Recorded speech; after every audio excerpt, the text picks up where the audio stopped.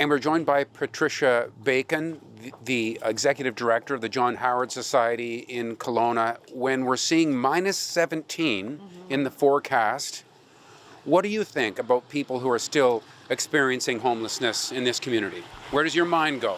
I think it's a travesty. For the record, it is a travesty that we are having this conversation again this year. We do it every year.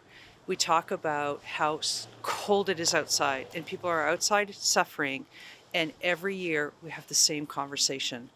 And it's insane. You know, the definition of insanity is banging your head against the wall 50 times and expecting a different outcome. And here we are doing the same thing.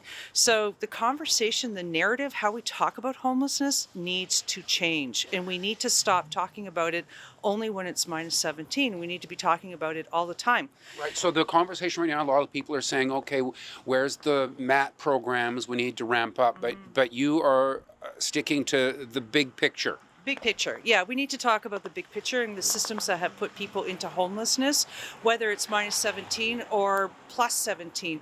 We need to be talking about the big picture, the systems at play that are not resolving homelessness in our community. And in fact, the homelessness situation, housing precarity has only gotten worse.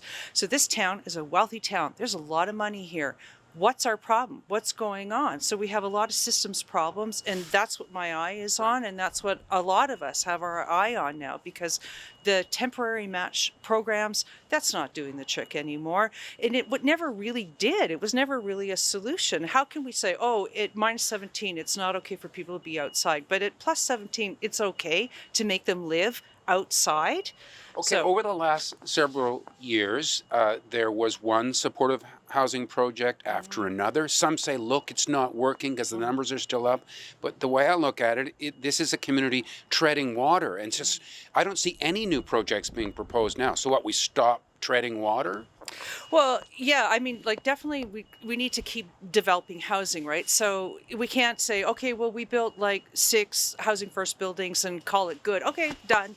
Right? Like, so we have to be constantly thinking about how do we create a continuum of housing? So how do we, first of all, have shelters that are the right shelter, the right kind of impact, the right kind of intervention, so that people maybe who are in shelter can get out of shelter, right?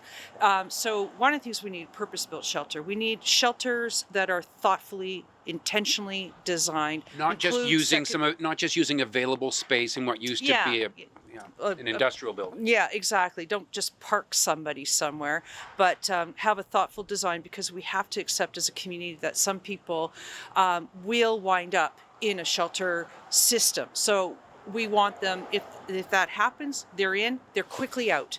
So how does that happen? Intentional spaces, intentional programs, the right partners at the table delivering services in those shelters, second stage housing, hope, a way out. Then the supportive housing comes into that continuum, and we have some supportive housing in our community.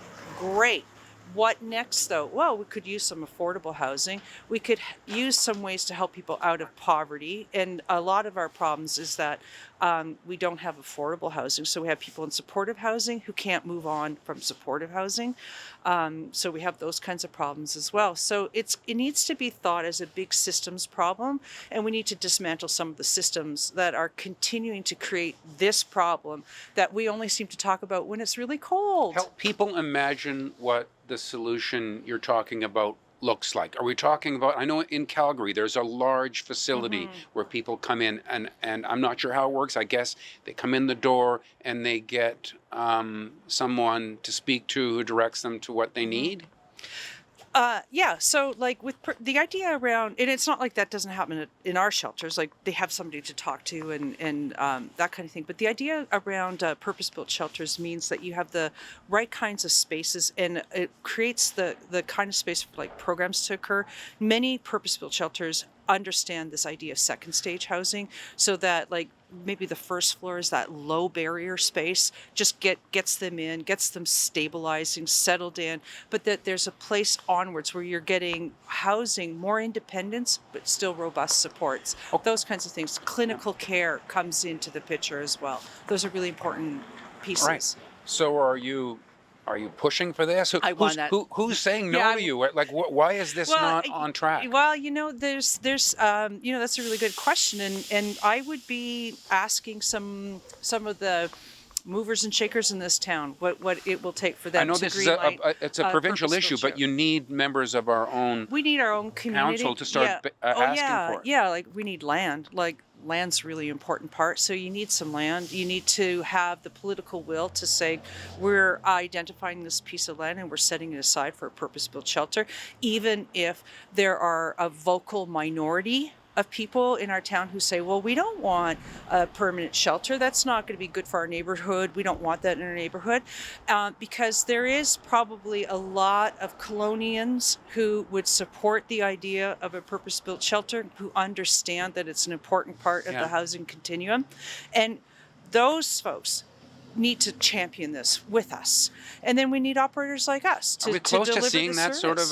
sort of a push? I mean, I hear you're saying it, but is anybody else joining with you in pressuring to get some sort of major purpose-built facility? Let's ask Tom. Should we start this now? I think we should start this now. Let's ask Tom. All right, I'll put that on my to-do list. Yeah. Thank you for your time Thank you. this morning, and thank you for watching Kelowna Now.